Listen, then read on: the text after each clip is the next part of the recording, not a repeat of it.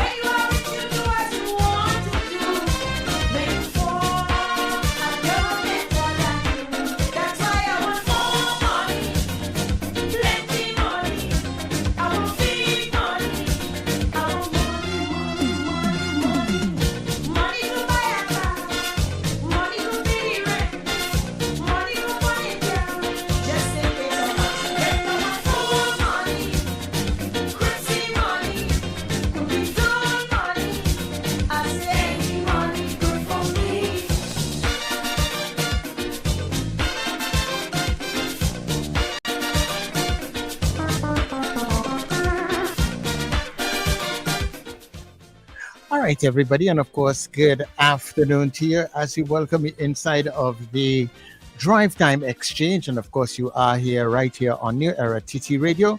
This is where we take you above and beyond. And of course, it's a real pleasure to be here with you this afternoon. And we are going to have some really fantastic discussions taking place. Of course, leading us inside of the Drive Time Exchange is none other than our journalist extraordinaire. It's always a pleasure to have him on the inside, Tony Fraser. So, Tony, good afternoon to you.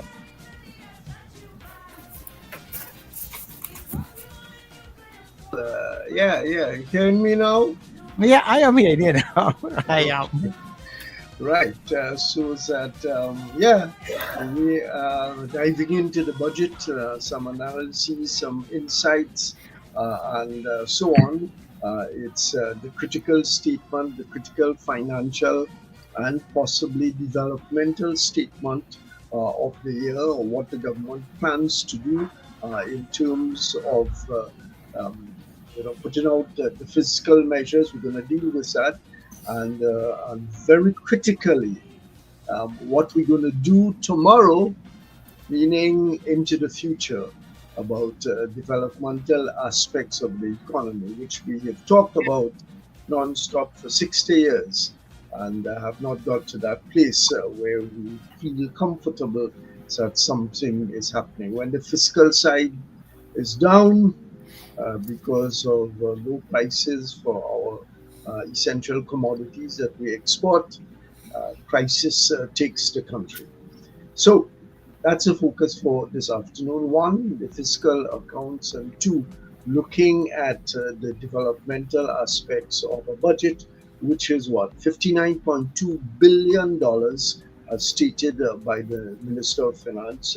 Of course, as it happens all the time, that figure will change at some point in time, dependent on all kinds of things, whether or not the price of oil is reaching up to $70 or not, and all kinds of things. But I am not the expert. We have 3 experts with us this afternoon.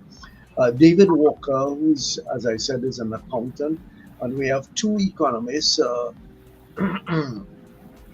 excuse me, Professor Patrick Watson, who has been with us previously, and he himself was at one point in time in this whole budget making process, so he has some experience from that. And Dr. Vanus James, Dr. James operates in Tobago, from Tobago, but across the world, and we're always happy to have him here with us this afternoon. I want to start off with you, David, outlining something of the fiscal statement as the items impact on people in a significant kind of way. And of course, as you make your points, we're going to ask both Professor Watson and Dr. James to intervene and discuss the matters with you. So go ahead, David. Okay, thank you, Tony, for that kind introduction, and hello to my two very good friends who have joined me here today. I know you introduced it as me introducing the key issues. If I might digress just a little as we begin, I would like to set the scene. With the presentation of the budget yesterday, I have to state that what I was looking for at the outset primarily was some clear direction in which our economy was going to go for the next 4 to 5 years. You might describe it otherwise as defining the destination. What do we hope to see? What are we working towards in 5 years' time? And I expected this budget to be a pointer towards that and to make the first few steps in that direction. We got all the usual sound bites that we've been hearing for the last 20 or 30 years: diversification, moving away from total dependence on energy revenues, etc., etc.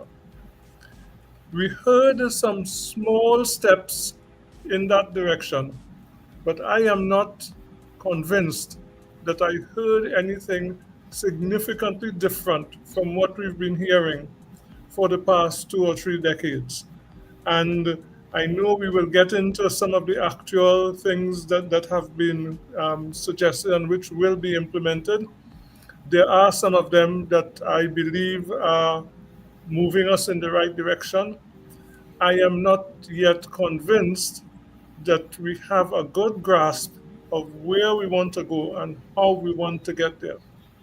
In particular, I would like to see and hear the things that we propose to do that are different from what has failed us for so many years. And I'm sad to say that by and large, I did not hear that. There are a few areas in which there has been some sense of innovation. For example, we are well aware of the problems faced by the National Insurance Scheme. Now, I can't sit here and tell you that what has been proposed and will be implemented is an ideal solution. But what I can tell everyone, is that it finally addresses the issue and just doesn't cast it to one side and hope that it will go away, which it clearly will not do. The problem is here with us, and thankfully it's been addressed, and we could now have a debate about whether that is the correct method or whether there are other better options. Okay. But David, I still want you, I want to persist. Yes, you've dealt with the, if you like, the second part of the discussion. But I want to go back. I want you to go back, and I recognize your statement. That's fine.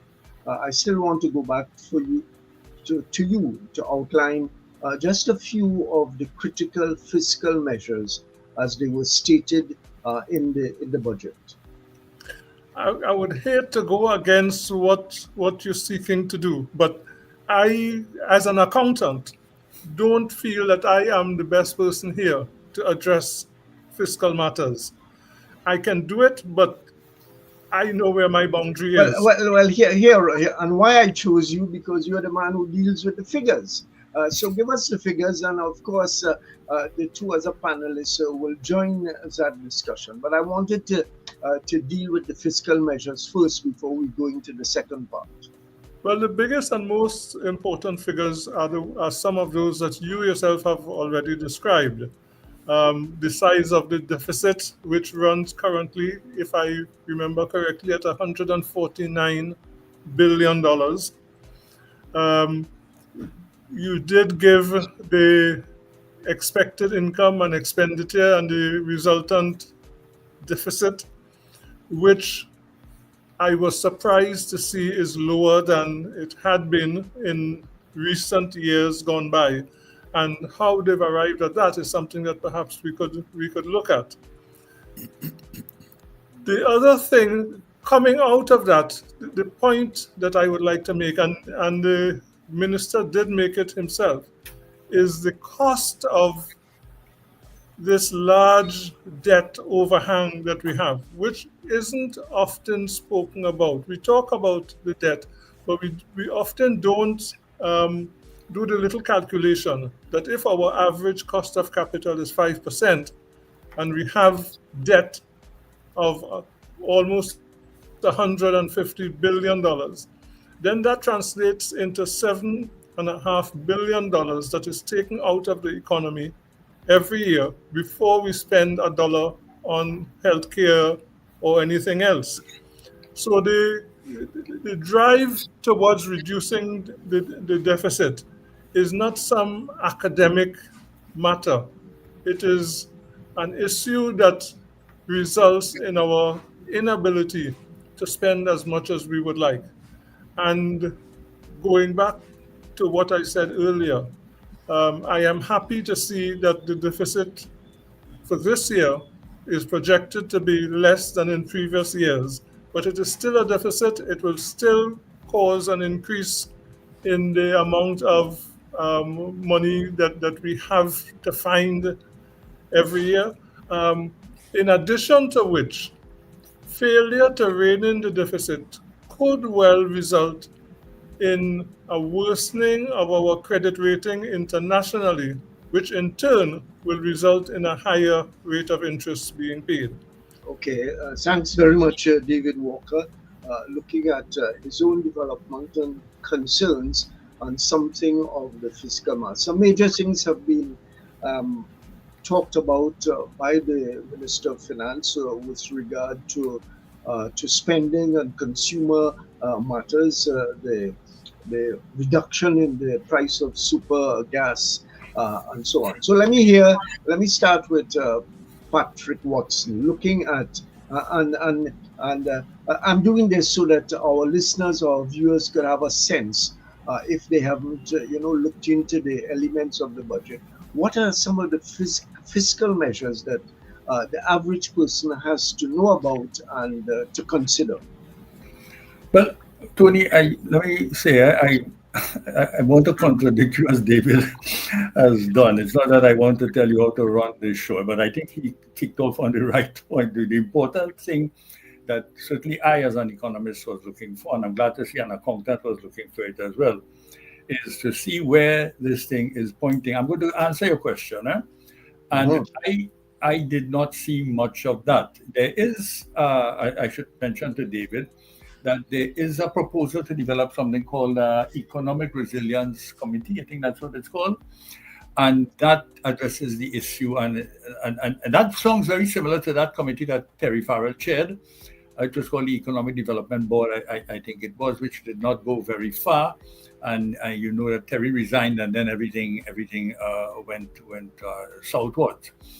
Yeah, so I do agree with that. And I do agree with the point about the NIS, because it's a point, there are two things about it.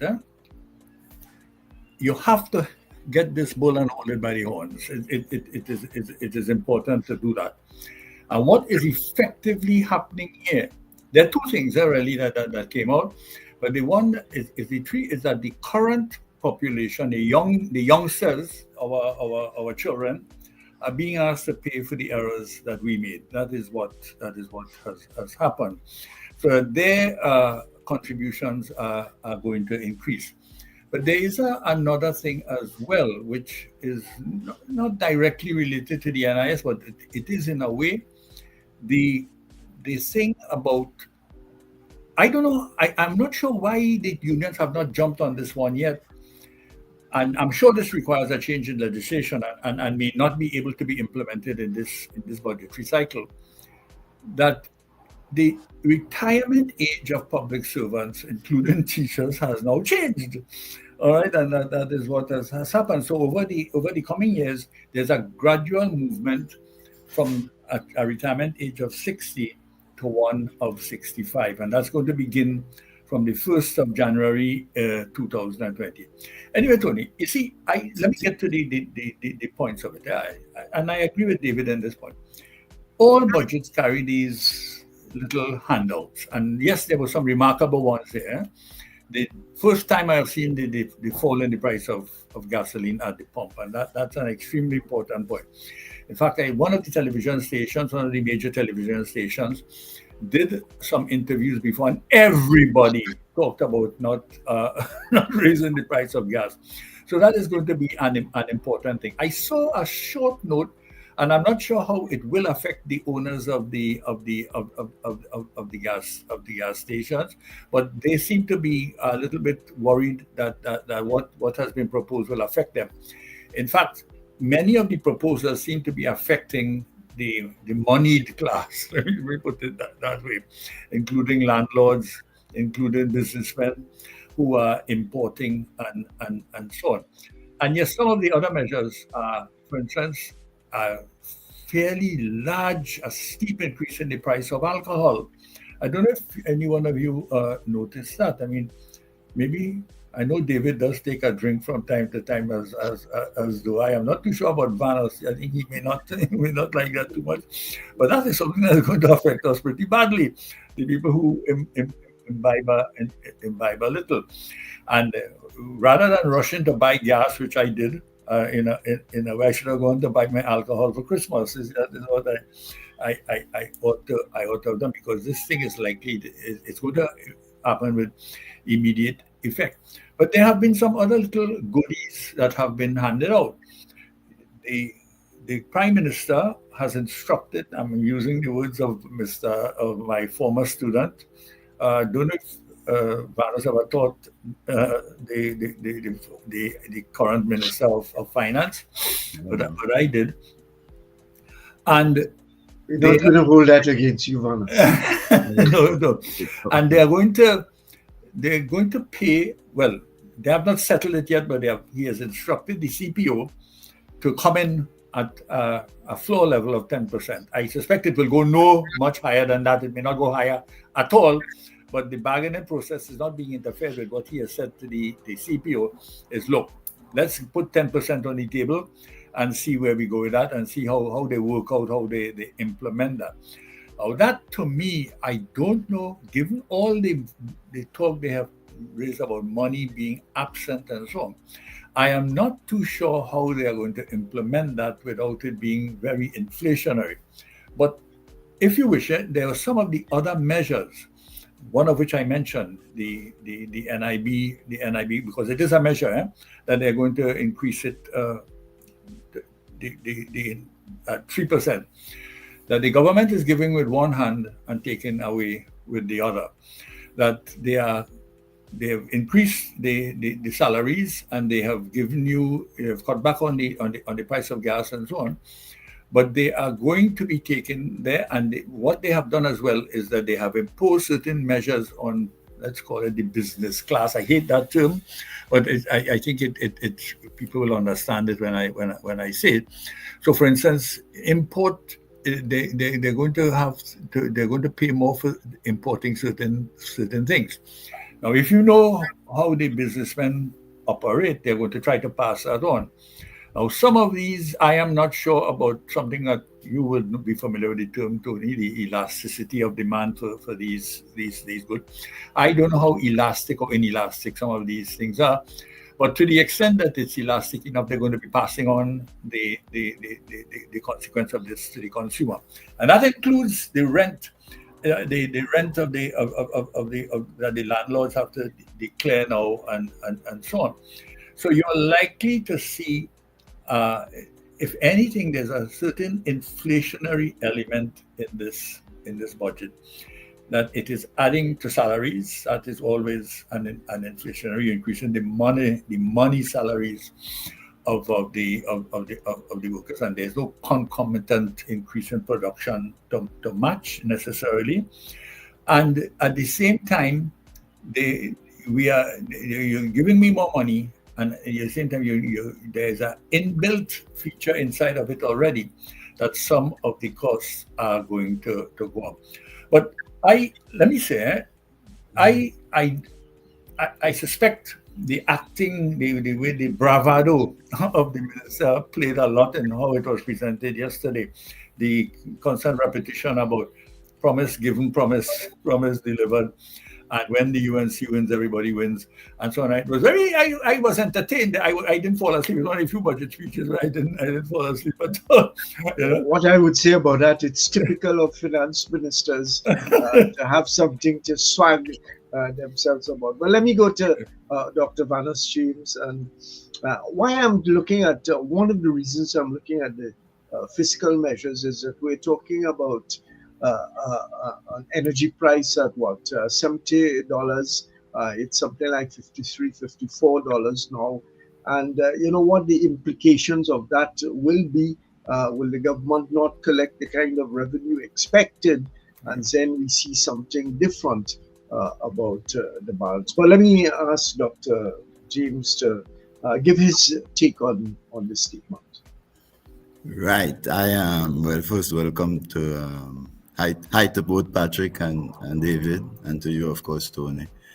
I find this budget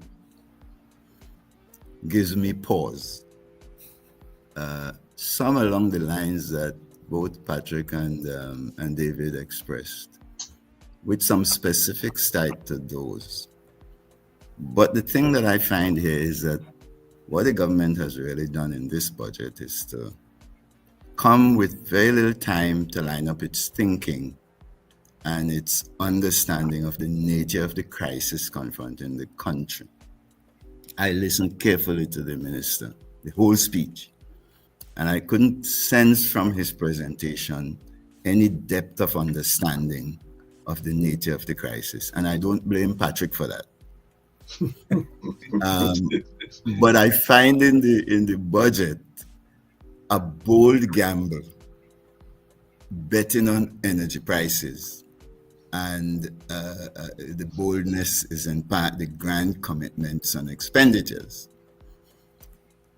If you have real trouble down the pike with your revenues in a context in which you are refurbishing the revenue collection mechanism, you would expect a lot of leakages in your revenues in the early phases while you tighten up as you head down the road in your tenure.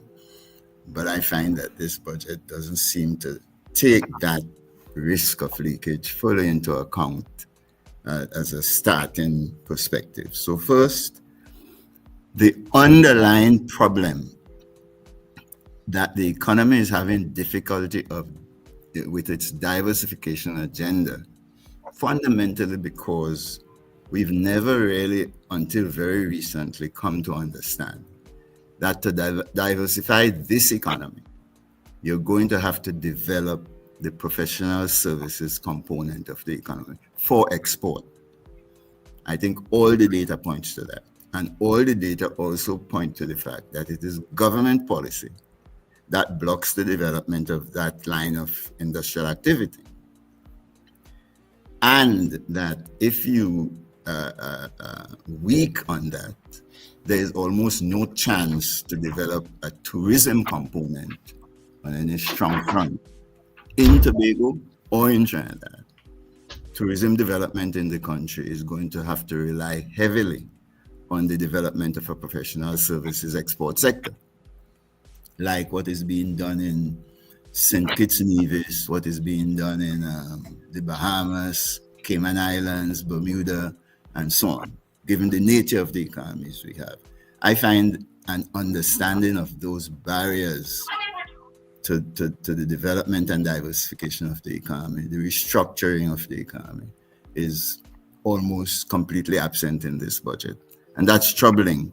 It's partly a reflection of the fact that the government has had no time to talk to anybody doing up-to-date research on how the economy works. Now, that then translates to a whole lot of other things we can talk about. One of them is what both Patrick and David hinted at. The bet that I was pointing to on the gas and oil prices is a bet that you would be able to move from a depressed market today. The evidence that I'm seeing in almost the last month is that a kind of global glut is building up. And it's in the context of that the government is projecting a $73 price of oil and a $4.25 price for gas. And I find that's a huge bet in the context of where our production is down, and both oil production and gas. Gas is well below what the country needs to keep its industrial operations intact. So I think that's a huge bet. The other thing that I think we need to think about here is it relates to those two matters that both Patrick and David raised. One of them is this business of the 10%. I like Patrick's angle on it, but I would add something here that we need to think about. If you build up demand through the increase in wages, essentially, consumer demand, that has an immediate translation into import demand. Import demand in a context in which you have 5.4 months of import cover on your hand with no plan for diversification and therefore no plan for expanding the export capacity of the economy is likely to lead to a fundamental crisis affecting everybody, and that's beyond inflation. So I agree with Patrick on the inflationary thing, but this is, I think, a much deeper threat waiting to happen if we're not very careful. I think the minister has to think through that a little bit. And on the matter of the NIS, what I find after decades of reflecting on this problem as a country is that we have underplayed the role of incentives for personal retirement accounts to encourage people to build up capacity to fund your post-retirement life beyond what you're going to get on NIS. So it's good to keep NIS afloat, as David is saying, but it would be even better for all public servants and for everybody else in the country to be encouraged with appropriate incentives, as you see, say, in a place like the US, to build up personal retirement accounts that are useful. Now, Patrick benefited in a little bit from clever pension type arrangements out of the University of the West Indies. It's one of the better pension type arrangements we've seen in the country. But it provides you openings to deal with your own portfolio appropriately, as I saw when I was a member of the teachers' retirement arrangements in the US. So, there's much more that we could do on the NIS than simply fix sustainability. We could allow people to see that when you get old, you don't need money, and you need money for health and all kinds of things, and you need to build up an appropriate nest egg. I think the opportunity was lost here, as it has been lost over decades in the country, to bring this into the discussion about retirement. So those are my fundamental initial thoughts. And what's amazing about that last point that you made about NIS, succeeding governments, succeeding ministers of finance have talked about it and talked about the dangers of it, and still nothing has been done. At least this government has made a start. in terms of making provisions for greater contributions into the sector. Gentlemen, before I come back to you, just let's tell our audience, radio and television, that we are talking about the budget presentation, the 2026 budget presentation by the Minister of Finance, almost $60 billion, and some elements of the fiscal measures, how they will impact on consumers and so on. And we heard too that the 10% can generate some inflationary trends in the economy. And I think it was Patrick who noted that it can spirit some of the desperately needed foreign exchange out of the country also. Gentlemen, before we go fully into the developmental aspects of the budget, or the lack of developmental aspects of the budget, I want you to talk a little bit about this $70 plus projection for the cost of a barrel of oil, and given that it's 52, 53 now, how likely is that projection to be kept, $70 plus? And if not, what are the consequences of it? Tony, may I, if I may kick off, because I wanted to steal some of Vanus's thunder, but he dealt with the matter. That 70 is obviously a gross exaggeration, and I think they are aware of that. They must know, if they look at what is happening on the market these days, with all the various kinds of oil appearing on the market. There are two things in the case of Trinidad and Tobago we have to worry about. We have to worry about whether these prices are, even if they are high, our production is low and disappearing. And they seem to be counting a lot in this instance on dragon gas, which is not oil, of course, but which is gas, and which is unlikely to do the trick, given all the political implications that are involved in it. I think one of the big reasons for setting the target so high is the very nefarious one of not having to put money into the HSF. That is what is going to happen. That the formula that is used for putting money into the HSF will mean that it's not going to happen. And if anything, money is going to come out of the HSF, which is a frightening thing. I mean, then you read about the case of Norway just this week alone.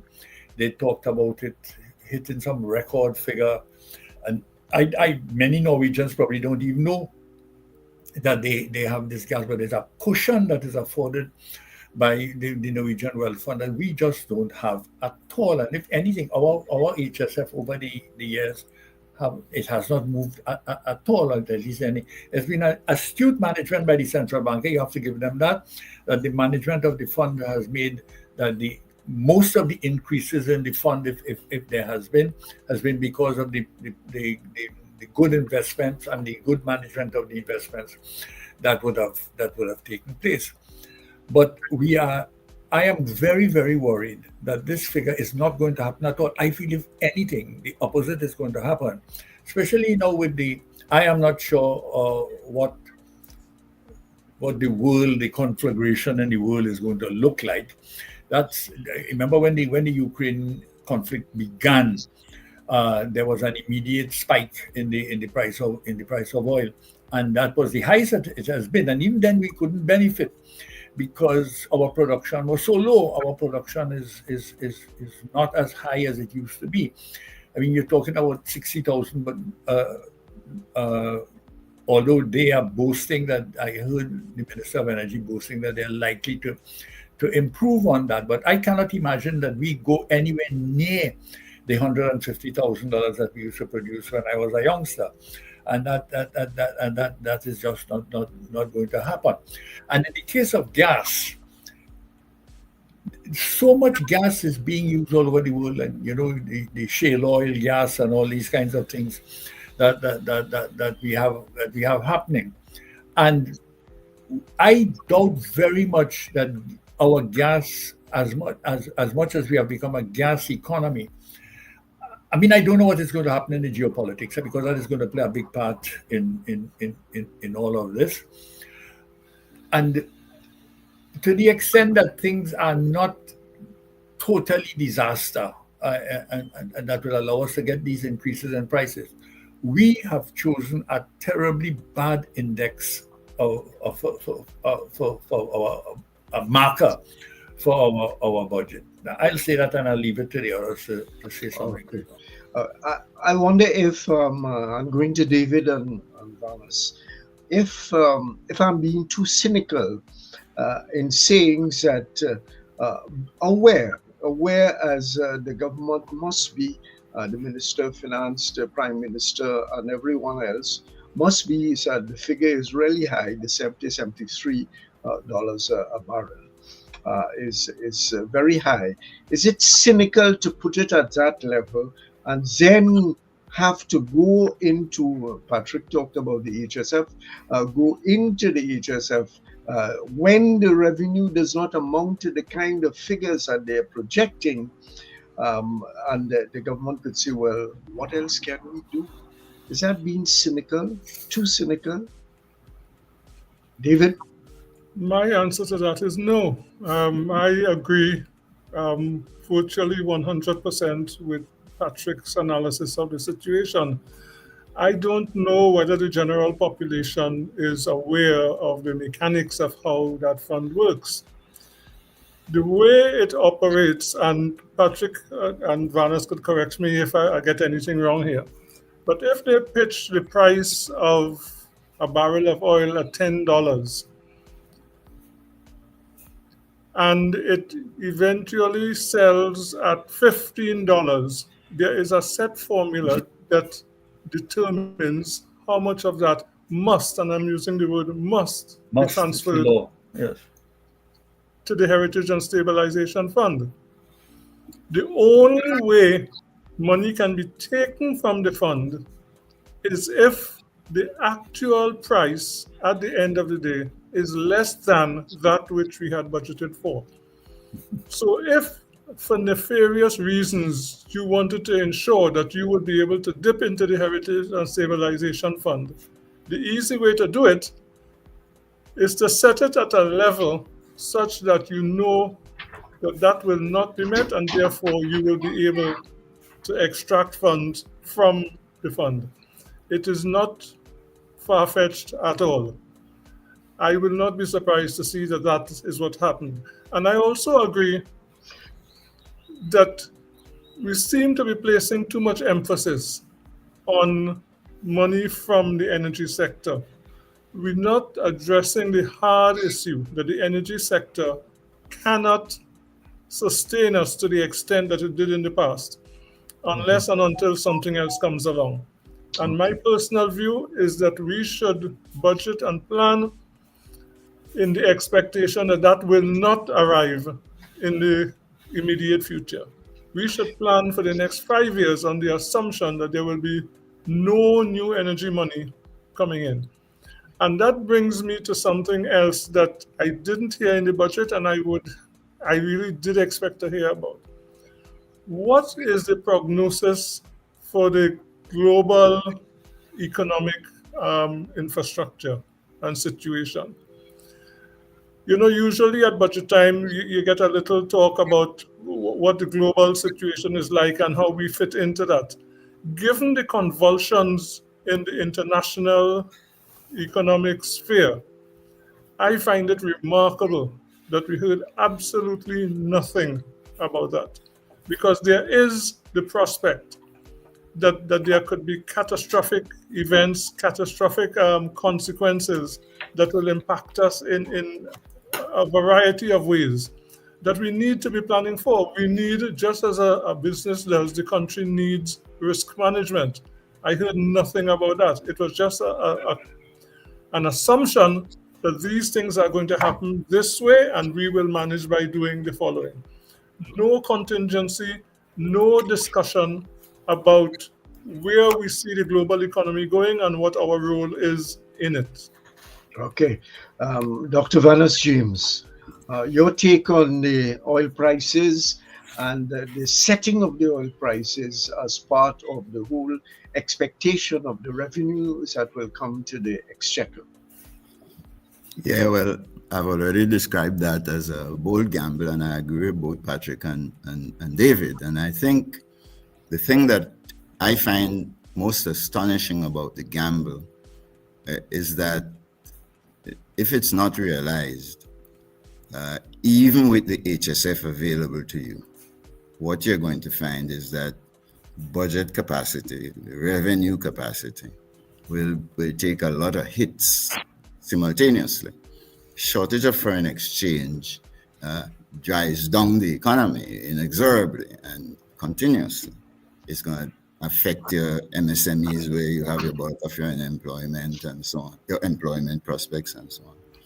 And so it's not only a gamble on the price, it's a gamble that you will find some way to grapple with the consequences of the failure to realize those prices.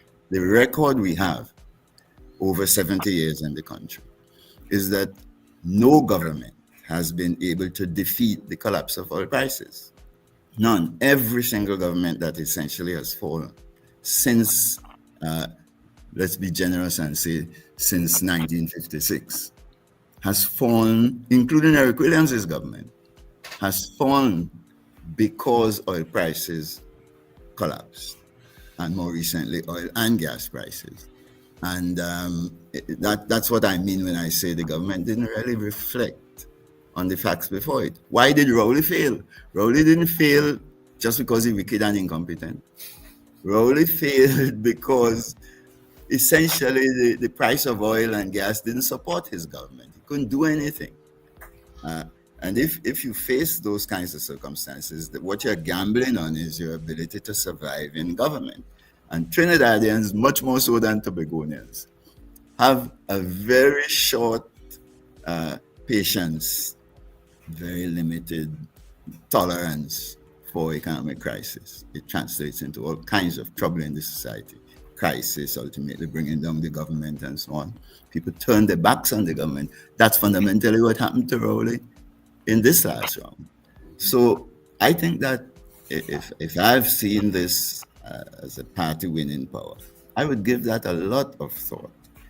Try to understand properly why Rowley failed to diversify the economy and why in the end he exited in such disgrace. I think it's a massive risk by the government to bet on the prices in a way that seems to suggest it didn't consider these alternative consequences. And also, I might add, there's trouble in the relationship between Tobago and Trinidad that raises all of these same issues too, but we'll come to that. Well, I'm going to come to you, Dr. James, in a short while, specifically on the Tobago business. But there must be some concern given that the price has been pitched, the projected price of energy, both the gas and the oil, into the future. And if those projections do not come through, then there are going to be some consequences for it, including borrowing, including, I think Dr. Watson talked about the setting of the mark, or was it David talked about the assessment of the economy, the state of the economy, and the small demotion that we got a couple of months ago. But let us break for a moment and invite our man behind the scenes to talk about the station and where we are going, and then we're going to come back to the discussion, and we can be assured that we're talking about Tobago and talking about the big issue beyond all of the fiscal measures that we are talking about. How has the budget addressed or not addressed the business of the development of the economy, the spreading of the economy from the almost total dependence on the energy sector in terms of foreign exchange earnings. Chalo?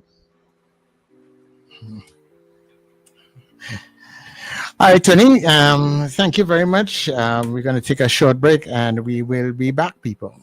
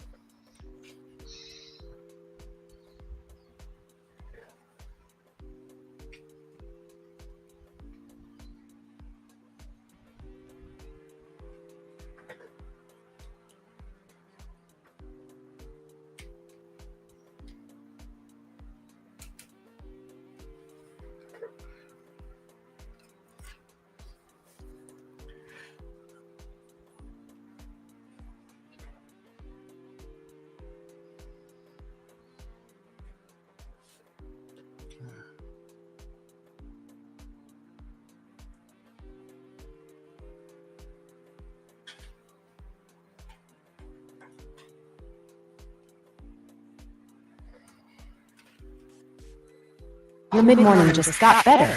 Join Sir Charles for the mid-morning mix and mingle, where good music, real talk, health, and family matters come together, and your voice is heard. Whether you're at work, on the go, or just taking a break, this is the perfect mix to keep you engaged, informed, and entertained. The mid-morning mix and mingle, weekdays, 9 a.m. to 12 noon on New Era TT Radio, Net Radio.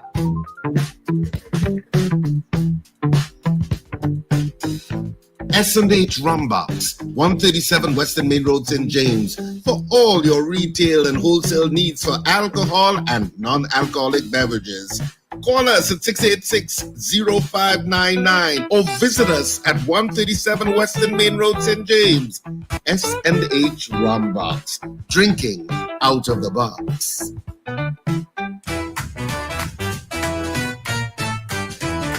Advertise with us on New Era TT Radio, the fastest growing streaming platform for talk in Trinidad and Tobago. Audio and video ads welcome. Elevate your brand with us. Connect with us at NewEraTTRadio@yahoo.com or call us at 299-5156. Now what are you waiting for?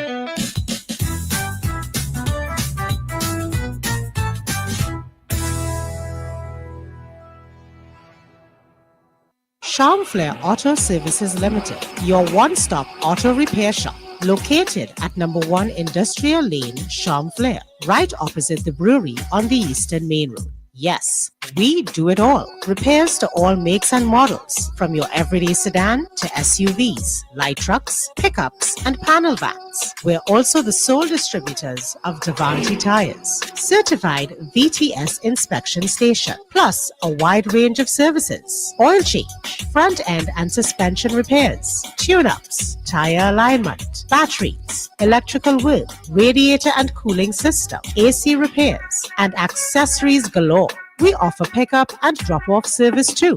Call us today at 662-6545 or 662-6572. Follow us on Instagram and Facebook. Charmflair Auto Services Limited, number 1 Industrial Lane, Charmflair. We do it all. Bringing you full discussions, the hottest topics, and some tracks to keep you moving. The Drive Time Exchange on Net Radio, taking you above and beyond. All right, so we are back with you here on New Era TT Radio, the Drive Time Exchange. And people, remember, you can listen to us all day, every day on NewEraTTRadio.com. You can also get us on New Era TT Radio in your browser. And that way you get us on TuneIn and all your Alexa devices. You get us on Facebook, you get us on YouTube. And during the morning period, you also get us on Gaia Caribbean TV. All right, so we welcome everybody wherever you may be joining us, and we get back to the discussions. Tony, it's back to you. Yes, Charlo. No excuse for not finding the station, right? No. You can find us. Right. We are here, there, and everywhere. Gentlemen, and we just inform our viewers and listeners again, we're talking about the budget as was presented yesterday, an almost $60 billion budget, ranging over a whole series of matters, fiscal matters. Perhaps one of the big things, the big reach outs of the government was a reduction by $1, I think, of the price of super gas. And I think the Prime Minister has calculated it as something like, is it $500 million that will be given, as she said, to the taxpayer in different kinds of ways. But before we go into the development aspects as we keep talking about, let me go to Dr. Vanus James and the Chief Secretary and his Secretary of Finance seem to be very excited by the prospect. I think they calculated something like $6 billion, both in terms of fiscal revenue and developmental monies to come to the THA. What is your take on it?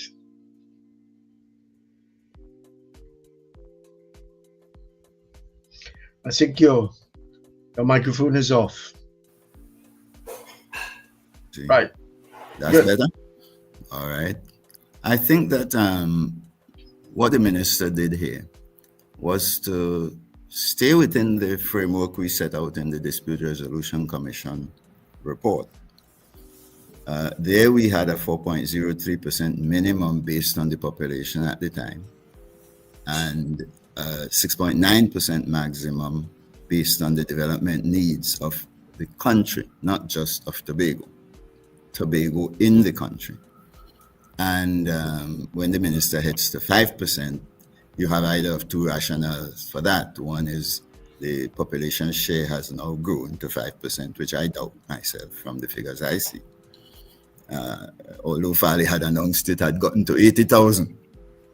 Now, the minister corrected that figure yesterday and said it's really about 60,000. So the better rationale here would be that you're heading towards the development aspect of the allocation. You're heading for more money on development.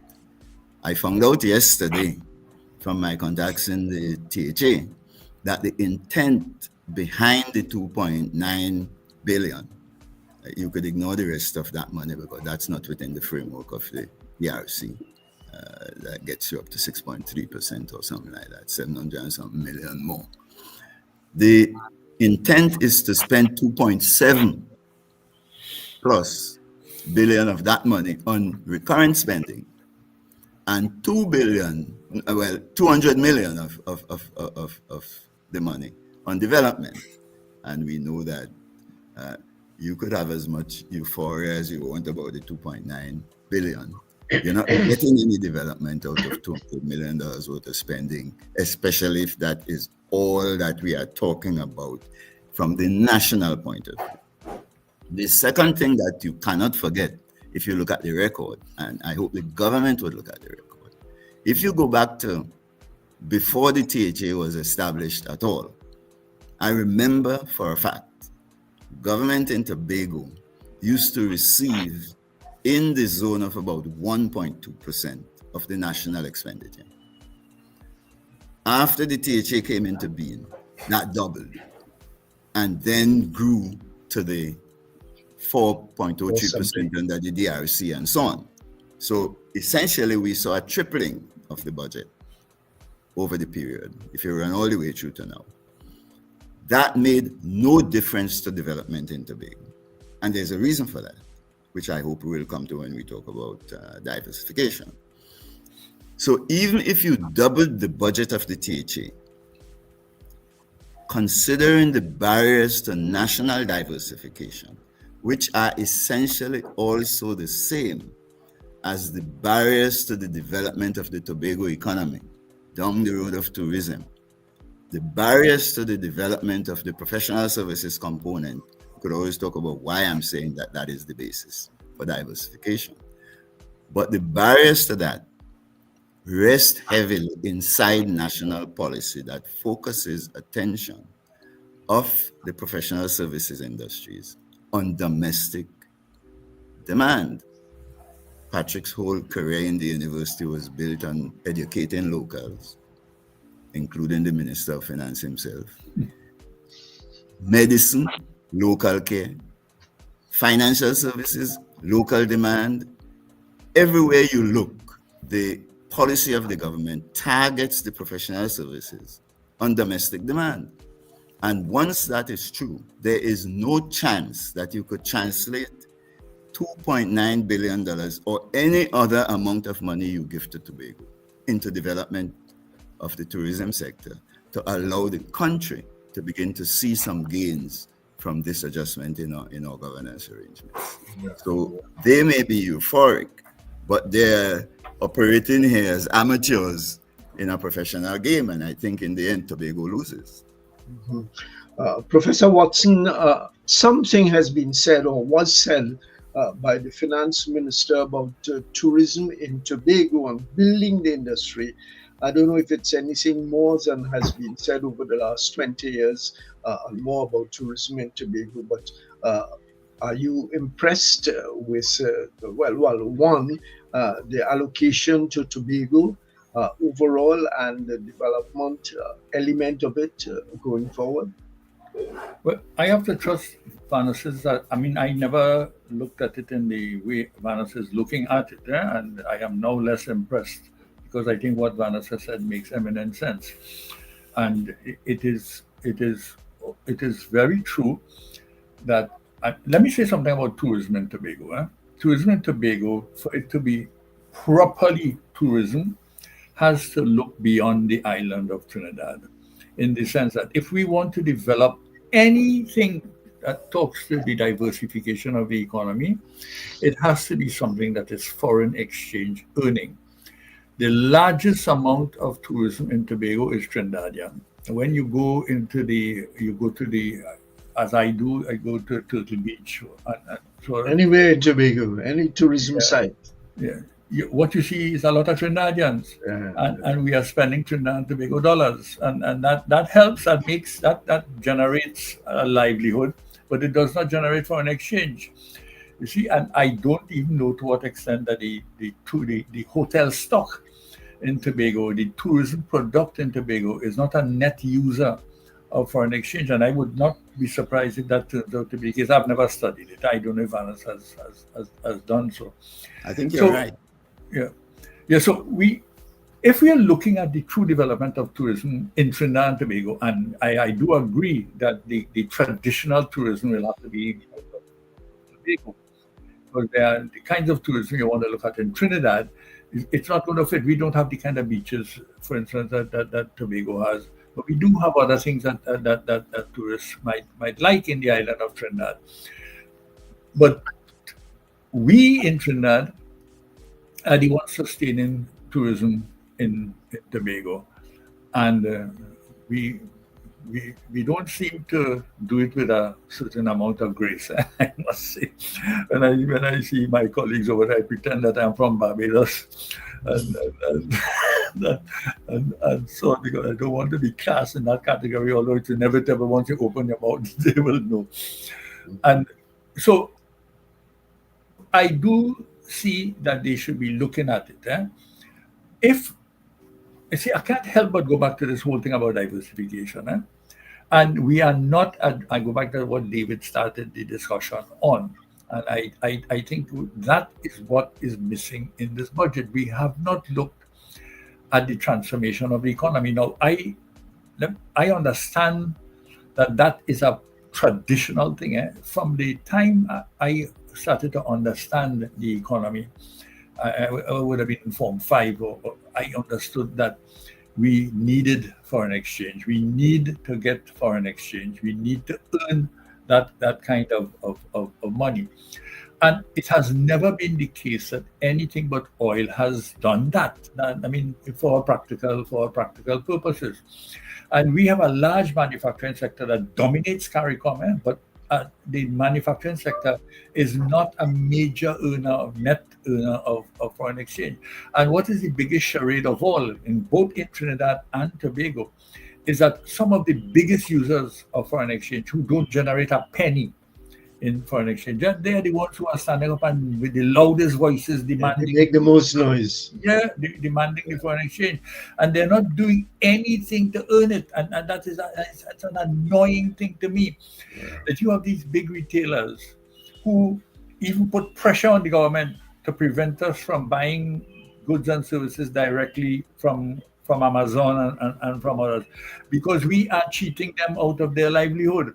You see, because they are the ones who want to bring in the television using foreign exchange, sell it to us, and then turn to the foreign exchange generated by BP to buy more television sets to sell to us.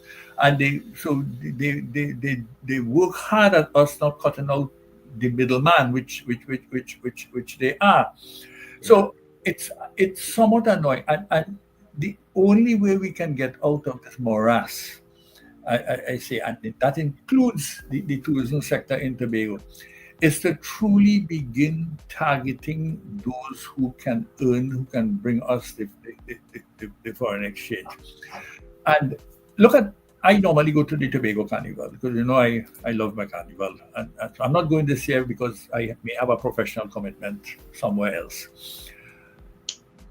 And one of the reasons the government is not increasing the amount of flights to Tobago or the amount of boat rides to Tobago is because it's costly to do so. These things are highly subsidized. So when you transport 10 people, you earn more money than if you transport 100. I'm exaggerating a little bit here. But every time you transport large crowds into Tobago, it is at a cost to the government of Trinidad and Tobago. And they want to avoid that. So yes, you have Tobago. A lot of people want to go and they can't go because they're not putting on any extra sailings. They're not putting on any extra flights. And one of the reasons for that is that this is not an opportunity to make money. And you see, and it must happen that if Tobago Carnival, for instance, is to be a generator of foreign exchange, which at the moment I don't suspect that it is at all. Because once again, when I go there, and I'm jumping up and I'm taking a little wine and so on. The Trinidadians are winding on. You see, that's the real problem, that you're bouncing up all your friends and stuff. All right. So let me go to David Walker now, who initially got into the business of looking at the budget and its proposals and prospects for the kind of development that we have talked about for a long, long time, but has not got there.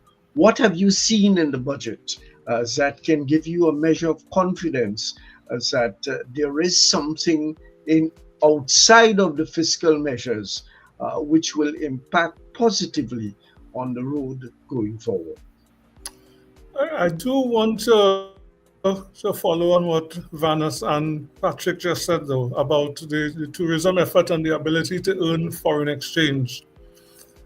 I am one of those who is absolutely convinced that with the right programs in place, we can significantly exchange our net foreign exchange earnings through tourism and through certain other initiatives, education and one or two others that are just waiting to be done.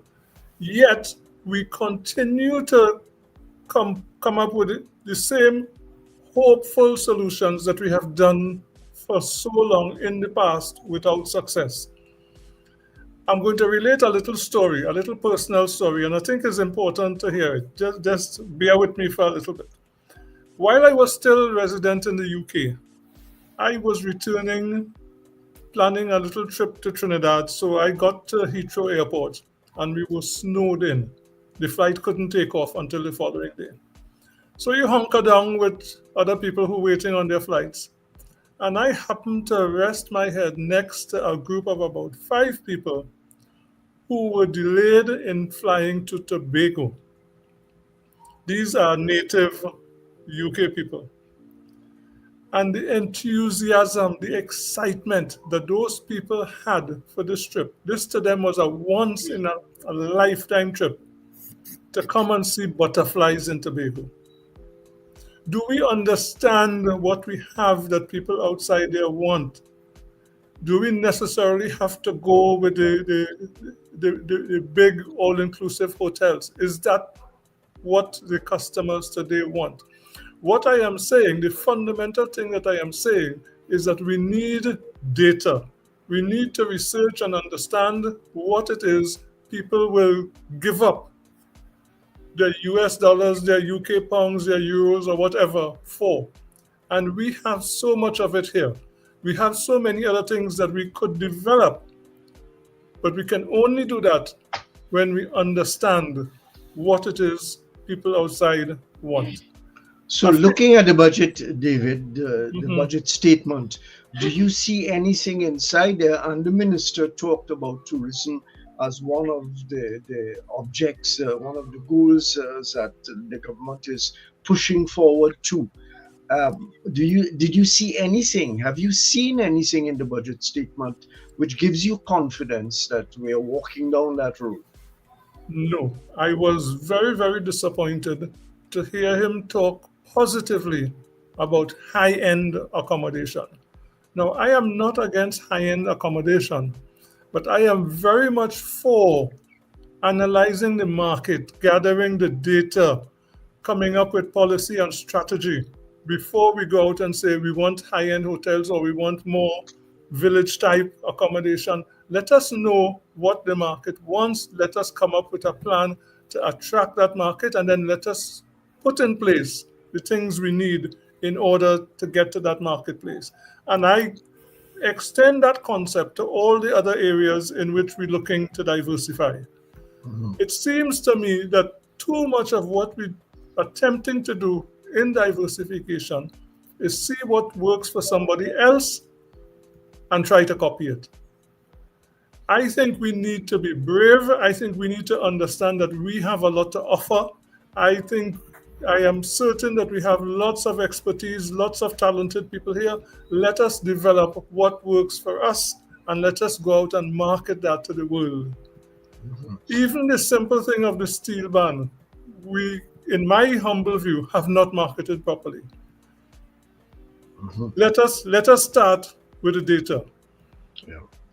Okay, Dr. James, I know you have talked on this program and elsewhere quite a lot about services in Tobago and Trinidad also, the services sector of the tourism as opposed, well, not as opposed, but in conjunction with the regular kind of sea and sand and vacation and all of that.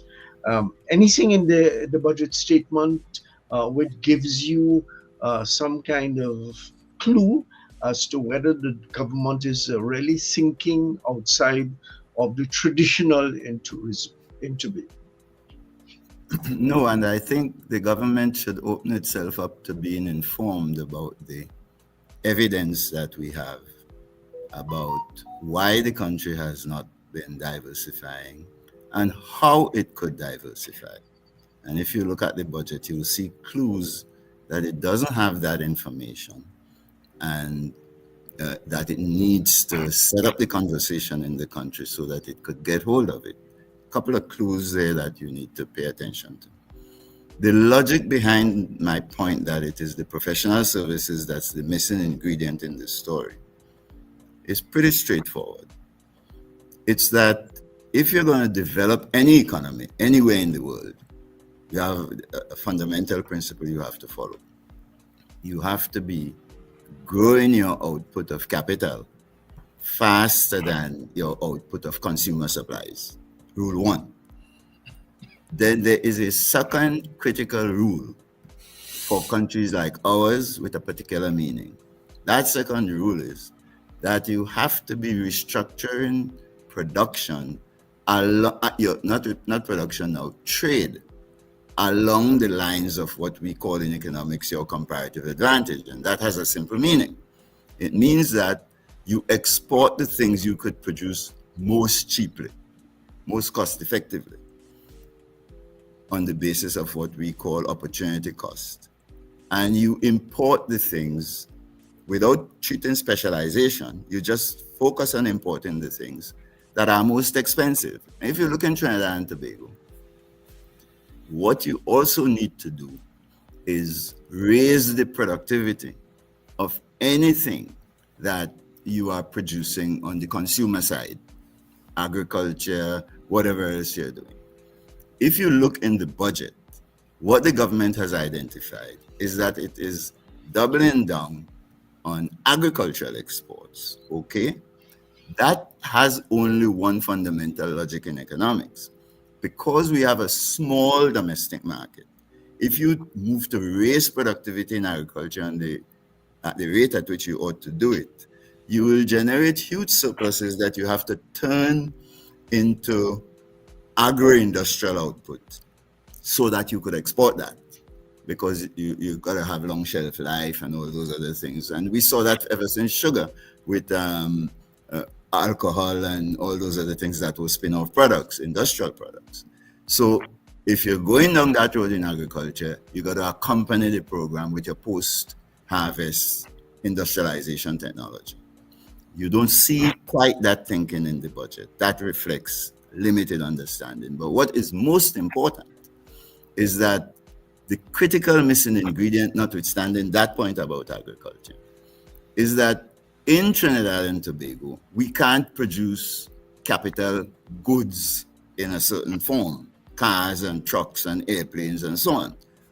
But if you consider the kind of enormous capabilities men like Patrick had in the university, we could team up with the world to produce high quality exportable education, healthcare, and all of those other things. We can produce the capital services, professional services for export, even if, and if you use a structure to guide you there, even if you can't produce capital goods, as we are that's our position in Trinidad and Tobago and across the Caribbean space. So when you look at the successful countries that are really rationalizing their trade in the Caribbean, they are all doing it through the professional services. That's what St. Kitts Nevis is doing on the education front. That's what the Bahamas is doing on the financial services front. That's what the Cayman did and has done successfully, dramatically so, on the financial services front, and so on. There is no way you're going to do tourism without hanging it on that platform. None of that is evident in the budget, and that's a lack of professional understanding. Data. Let me just make this last point to you. We have the data today. After running all of those relevant models with 54 years of data we have now, we can demonstrate to you that there is a barrier in the operation of our economy such that the markets cannot on their own drive that kind of diversification, because government policy sits at the heart of an economy in which you have a capital shortage problem. 68% of your labor market is undereducated. In the case of Trinidad, it's 60%, but you only have 21% adequately educated to talk about penetrating the boundaries of knowledge and creating new information to share with the world and so on. So you have a limitation there, and government has to intervene to avoid things like market failure and encourage capital arbitrage. And once you face that, what you then understand is that you need to put in place appropriate, careful policies to overcome the barriers to diversification. You have to change the way policy is made. You have to identify different entrepreneurs, not simply the traditional ones Patrick was talking about.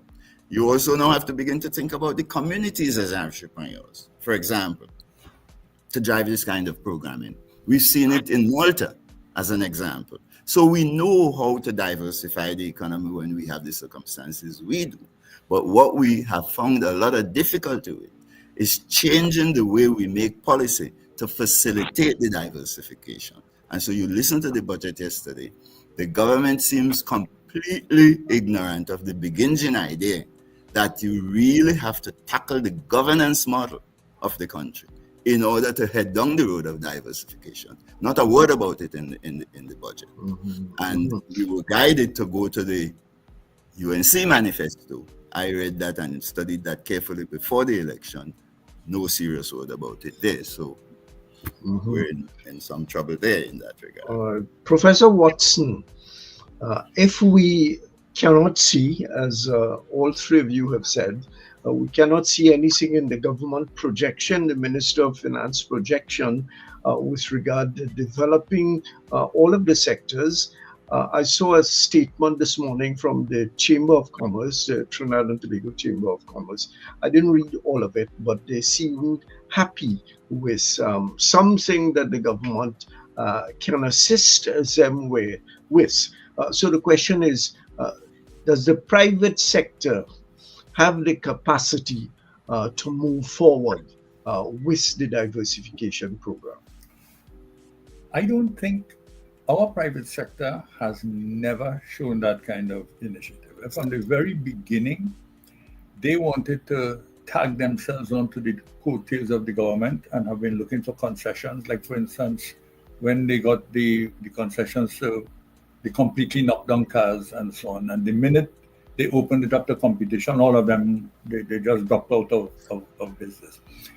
Our private sector give or take a few mild exceptions. Some of them are quite big, like insurance under the original Dupree and so on. They were quite good and they did a lot. But I don't think the private sector, they are happy to tag themselves onto it and hope for the handouts from the government. But I wanted to, there's one of the things that came up, and when Vanus was talking about services, I have often spoken, especially, and I think COVID helped us develop an ability to deliver educational services online. And we have not used that crisis and what came out of that crisis to pursue our education services abroad. We can provide services to, all we have to do is master the syllabi of some of these other countries, some of the smaller countries of the world, any part of the world. And we have the talent, because if it's one thing we have done a lot, we have paid a lot of attention. It's one of the things that we glorify in this country, is that when people become educated and so on, and we have developed a skill set that many people don't have, and we may even be able to go into the heartland of imperialism, like like England, and teach some of the courses online for people who are preparing for O levels and so on, because we have that skill set. And I don't think that we are looking in that direction at all. And that is a tremendous potential for foreign exchange. I don't know. I mean, I myself have started toying with the idea, because I think it could be a source of money for me. And I have been trying to mobilize some former teachers around me to teach not only in Trinidad and Tobago, but to teach especially abroad, including in the Caribbean, like places like Dominica. There's some places in Dominica where it's very, very difficult. Many students have to, they are isolated and cannot offer the services, and we could do it with them. But as I mentioned, so that's one thing. There are services that we can offer to the rest of the world, and I have particularly identified educational services.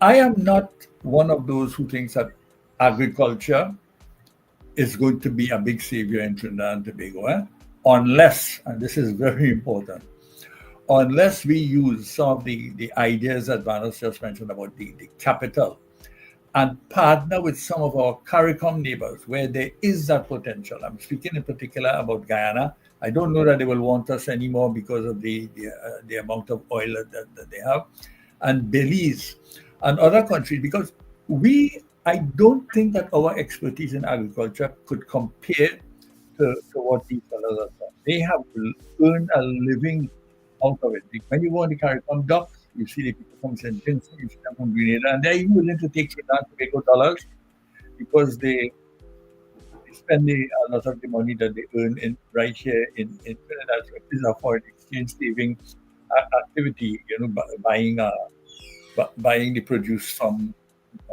Grenada and St. Vincent and so on. And we can use that skill. And one of the things that I have mentioned is marijuana. And I think we are way behind the production of some cannabis. And the minister did mention in the case of tourism that it could be extended to elsewhere, of medicinal products. I think that Jamaica have a capability in ganja that we don't have at all. But we could take part and join forces with them in these and other kinds of activities. I'm not saying that this will work, but one of the things that I think was sadly lacking in the budget is the use of the CARICOM as a group, because there is a potential that goes back to people like Dimas and all of these who have talked about that, where we can combine our efforts. And Rowley actually attempted to do so with the Guyana, when things started to become a little bit more favorable in the case of Guyana. But I don't think it went anywhere, and I don't think that the Guyanese bought into our overtures. But we can develop some of these things, and if we are to become anywhere near self-sufficient in food, and I think that's a myth that it's going to be very, very difficult for countries of our size to become, but what we can do is become more so. We can develop a capability that we become more and more self-sufficient, so we can, let's say, last 3 months in the case of a serious crisis. At the moment, I don't think we could last at all, but we cannot do like India, which stretches across so many geographical areas and produces tropical products and products that are produced in the United Kingdom. And so we don't have that kind of capability unless we join forces with some of the people in the CARICOM region. And I think it's something that we have to start looking at in the efforts to diversify, that we have to see what combining our knowledge with those of the CARICOM region could do. And I didn't see anything about that in the budget at all. We are standing alone. If anything, I saw something that is a bit worrisome to me about tightening our ties with the United States. That actually appears in the budget as one of the statements. I don't know if that was an attempt to justify some of the recent activities that we unfortunately got ourselves involved in. But the reality is we are more likely to have beneficial arrangements between the islands, and I mean arrangements on which we can depend. But this is not something that I saw present in the budget at all. So if I summarize, I think we can export the services of education in particular, and other similar services. And I think there's a lot to be earned from combining the resources of the CARICOM region. Yeah, and I would think along with doing some of replacing some of the imports that we now have in abundance. You go in the supermarket and there are 10 different varieties of some sweet biscuit or something like that, something that you will not save your life on and probably kill you a little bit faster. It's to change the habits and the patterns of consumption, all kinds of consumption in the country. So along with the intent, I would think that there has to be some changing of the minds as to what you... Tony, let me just stick one little pin here. We could even continue with our current patterns if we diversify and earn the foreign exchange to do so. We don't have to change what we like, all right? I went into PriceSmart today. You know what I saw? These orange pumpkins. You know that's something for Halloween. That's what the American... I don't know what the hell are we going to do that? Did we bring those pumpkins here to eat, or did we bring them here to decorate our house for Halloween? And if we want to use pumpkins, well, we can't use a Trinidad and pumpkin. We bring these yellow, pumpkins. Monstrous pumpkins. Yeah. So even if we go along the lines of earning the foreign exchange. If we do that, we could buy food from anybody and anywhere. We could buy things from anywhere. We don't have necessarily... I agree that I like our own local things, but I don't want to determine that somebody should eat everything that is local. But you want to earn the foreign exchange, and you can do it. See, that is how it is. You want to do it? Let's find ways of earning the ability to get these kinds of things.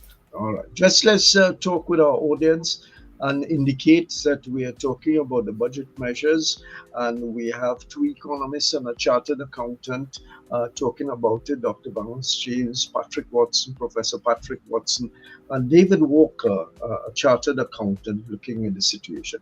Gentlemen, given your own professional background, yes, the focus has been, and that is why I've asked you to be here, on the economy. But what another critical, perhaps the second most, or perhaps even the first most critical element of the society in which we live is criminal activity. Is there anything in the budget that any one of you have seen that deals in a way that is different and potentially positive to deal with the criminality in the society? David? The unfortunate reality is that everything that I heard in the budget is nebulous at best. I wanted, and I still want to hear specific things that can be done, backed up by data analysis By way of example, the stand your ground legislation and the ability of more people to have guns has not appeared to me to result in less criminal activity in the countries in which it's been implemented. I would be more than willing to support it if the evidence displayed otherwise. But the evidence that I have seen and what I have read says to me that no, this has not been the case. So if we're going to deal or attempt to deal with crime on what seems to me like a knee-jerk basis, a bravado style of attacking crime, rather than understanding the underlying issues, then I don't think we're going to succeed. I think we're going to be dealing with rampant crime for a long time. And I have personal experience of what I now consider to be one of the biggest problems in crime solving in Trinidad and Tobago. We see it manifest itself from time to time when we hear about cases being dropped because the police files have been lost. It is difficult to understand how something like that could happen. But surprise, surprise, my own personal experience over the last 2 years has resulted in me seeing something even more difficult to comprehend. My home was broken into about 2.5 years ago in Tobago. A vehicle was removed from the premises. I reported it immediately to the police. Since then, I've been going back and forth with the police, initially at least on a weekly basis, thereafter at least on a monthly basis. And I have a whole catalog of interactions with the police. I even had interviews documented with named police officers. So I could give you the names and numbers of all the police officers that I interacted with, when and where I met with them.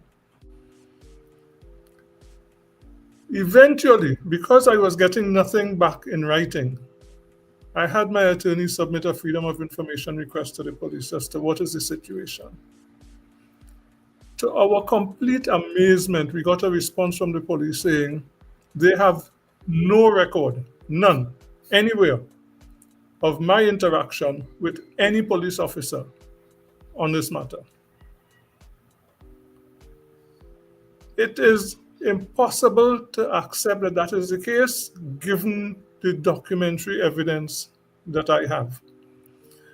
Now, if we take that away from my personal issue and look at it in the broader context and what it means for crime fighting in Trinidad and Tobago, I have had the privilege of doing database systems for a police constabulary. They call them constabularies in the UK. The most fundamental piece of data that they gather is interactions with the victims.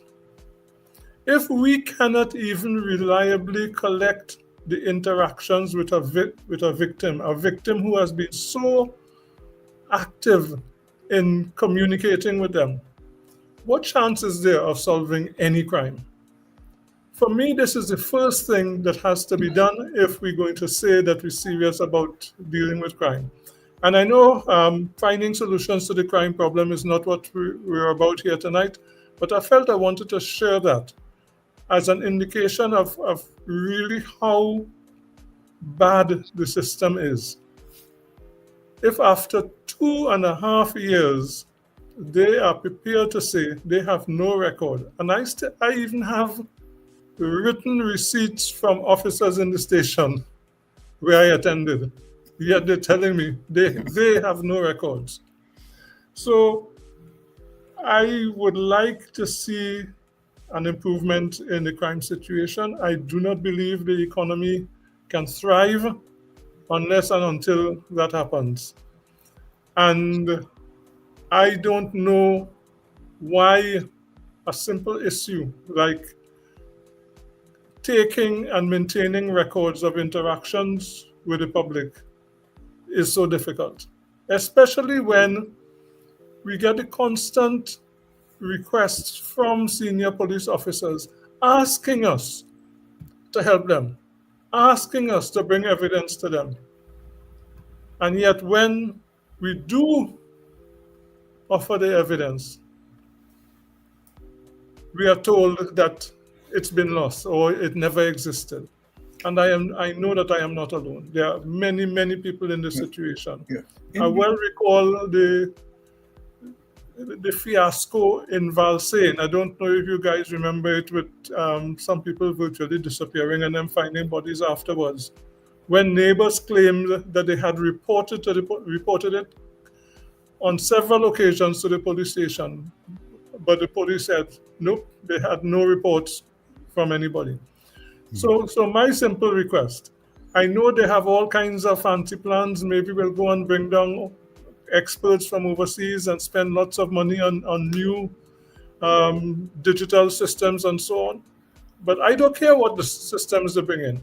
If you cannot gather the data from the persons who are making the reports, then we are doomed to fail in our fight against crime. Let me say something. I mean, and I want to bring this to the economy.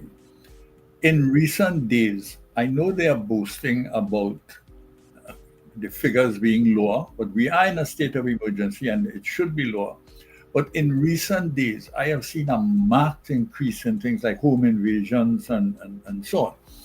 And whereas the police like to say, well, they can't be present on every scene and so on. The fact is, if the wheels of justice turn so slowly and so ineffectively and so inefficiently that cases have to be eventually... David talked about his own situation. There's a case recently where a man spent about 18 years in prison before he was being dismissed as an okay submission. And that is something that is intolerable. So in this budget, the third highest allocation is to the Ministry of National Security. And that is not an unusual thing. It's usually, the top three are usually health, education, and national security. And no surprise that that's what it is this year again. And one of the issues, and this is related to economics in a way, is the rooting out, the need to root out corruption in the police system. And what David mentioned, there could be an aspect of corruption within the system. That some of these things happen, and the elements in the police service, they don't have to be a majority. That they can, but once they are a very sound minority, they can make the wheels of justice turn very slowly, at tremendous cost. So we are spending a lot of money on the justice system, on national security, and I suspect that includes the dispensation of justice and so on. And we are not getting value for money at all. And I would like us to be in a situation like in Holland, where instead of looking for money to build more prisons, you are closing down prisons because you're so good at solving crime, and you're so good at making the situation that discourages crime, that that crime does not arise as an issue, and the dispensation of justice is not a big issue. So yes, if we look at the economics of it, it is clear that people are benefiting from the system not working very well, and they're benefiting economically.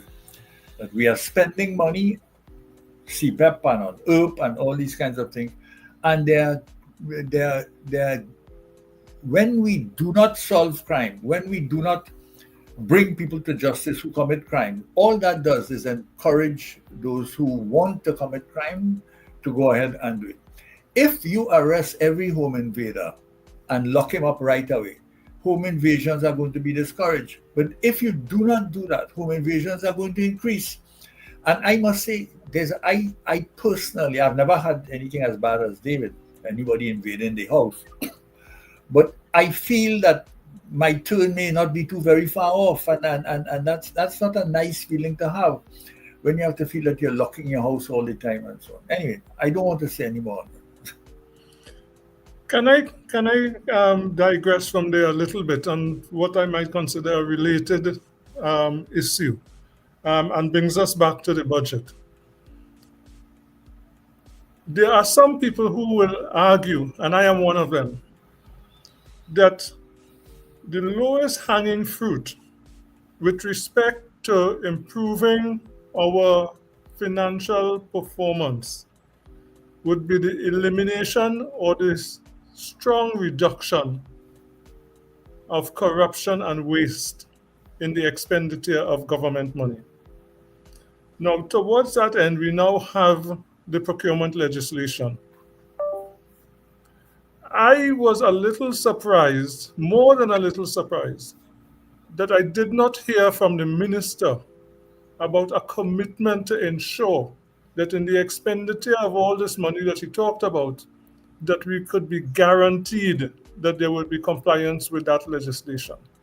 That is something I very much would have liked to see, and it is not too late. I am hopeful that maybe in the debates that would come over the next week or two, that matter could be addressed. I have seen studies internationally that the losses in capital expenditure in governments around the world runs from anything between 15% to about 45%, depending on the particular country.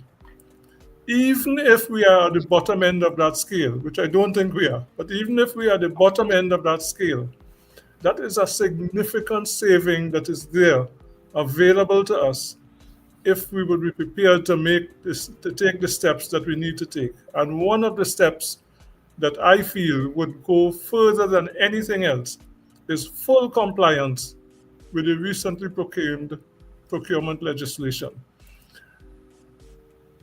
It gives the opportunity for those who wish to stand in the shoes of the public to bring and to the kind of corruption that takes place in procurement. It gives new power to those people so that it is more difficult for them thereafter to be victimized and pushed out of their employment, for example. They now have the protection of the Office of Procurement Regulator. It is still a challenge. People still have to be brave, but at least now there are tools. And I really want to hear from the government saying that they are going to demand of all their people that we commit fully to compliance with the procurement regulations. Let me throw in a little twist, tying to what both of you have been saying there, Patrick and David. I remember teaching at John Jay College of Criminal Justice in the US. And one of the things I learned from my colleagues there was the importance of crime prevention in the overall picture of crime management in a society. And the emphasis in crime prevention was placed on the role of the community in preventing crime because of the repository of knowledge in community members about where the chances of deviance and other things like that would show up. And I remember we used to be doing all of this modeling about the prospects that criminality would show up in this spot of this over that spot, somewhere over there, and so on. They were among the early developers of that kind of technology, that kind of modeling technology.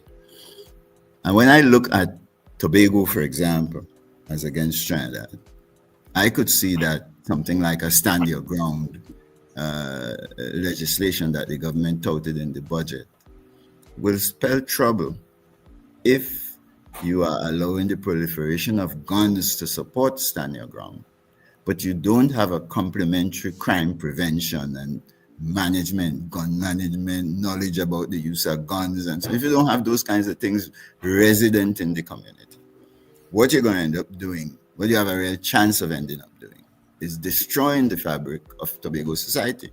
Now, Trinidad is already in big trouble on this matter, so it has to think through how it's going to handle all of this gun proliferation in a stand-your-ground environment, taking the point you made, David, that there's no evidence that all of that leads to reduction in crime. But if you do not deal with the community's role in preventing crime, that will spell trouble to any agenda of development we have in Tobago. And the only way I think you could do that, the only way you could provide the community with the capacity to do what is needed to deal with crime, quite apart from all the other things we've said about development, is to empower the community to take responsibility for large parts of its own community development agenda. None of that features in the conversation that we have with respect to stand your ground.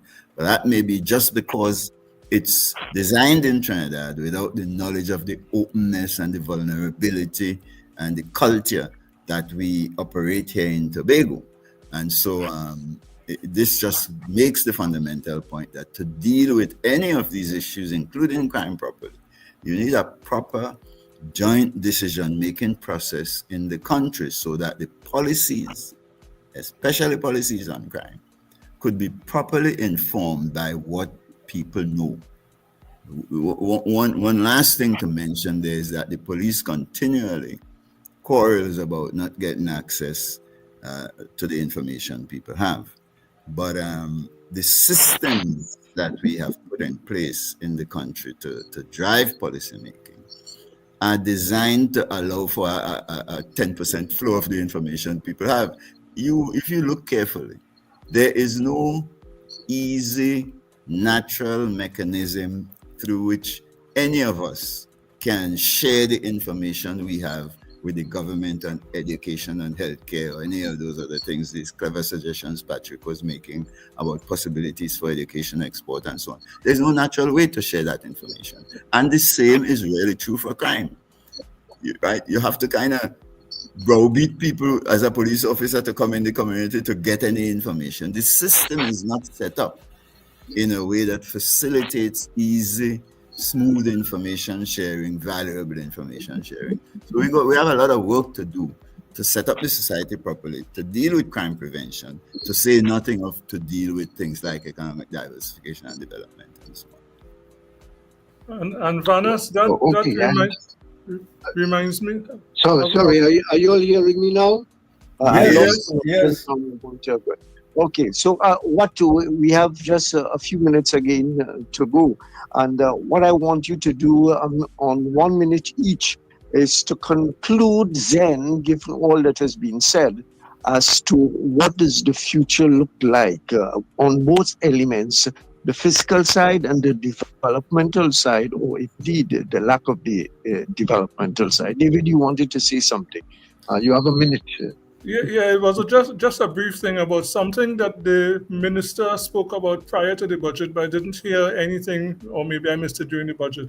And that was an outreach to our diaspora, which I think is a critical element. It's a resource that we have never utilized properly. In fact, other members of the diaspora, as I was once, will complain bitterly that no matter how hard we try to offer our services when we come home, we are rejected. And I just wanted to say that because he had raised it. He didn't make a brief comment about it. Nothing in specific. He was just simply encouraging people to come back home. But he didn't talk about the kind of incentive and the kind of framework that has to be established. So, Professor Watson. The minister, speaking on behalf of the government, tried to close a few gaps, tried to satisfy a few constituents in this budget more than anything else. He mentioned 5 pillars, and of the 5 pillars, none specifically addresses the issue of diversification. And the only real reference to diversification in the speech was his reference to this ERC, which seems to me a revival of the committee that was chaired by Terry Farrell. So I am looking forward to having, once this is sorted out and it goes beyond us, and I think you are right, Tony, we are going to come to a mid-year budget or some time sooner rather than later, where they are going to be coming to renew some of the things in the budget, which may include changing the amount of the revenues that they are hoping to get, and even changing the expenditures, and probably making even bigger the budget deficit. Let's hope that doesn't happen, and let's hope that once they settle down, by next year we will be seeing something more concrete in all of this. Because I am not seeing anything that makes me see the future as such. I think that they're sorting out things that are pressing ills, and that's good. But let's now start looking at hitting the turnaround. Dr. James, your final comment? Yeah, I would use my 1 minute to say that if the government's people are anywhere in earshot listening to your show, I would urge them to pay attention to the kinds of conversations that we held on this show this evening.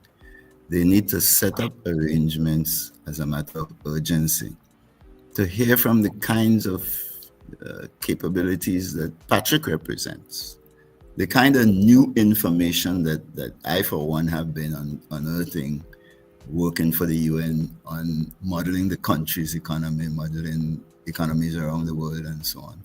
The government could benefit enormously from getting access to that kind of information. It could work wonders just with Patrick's information alone, to say nothing of mine plus Patrick plus David on procurement and so on.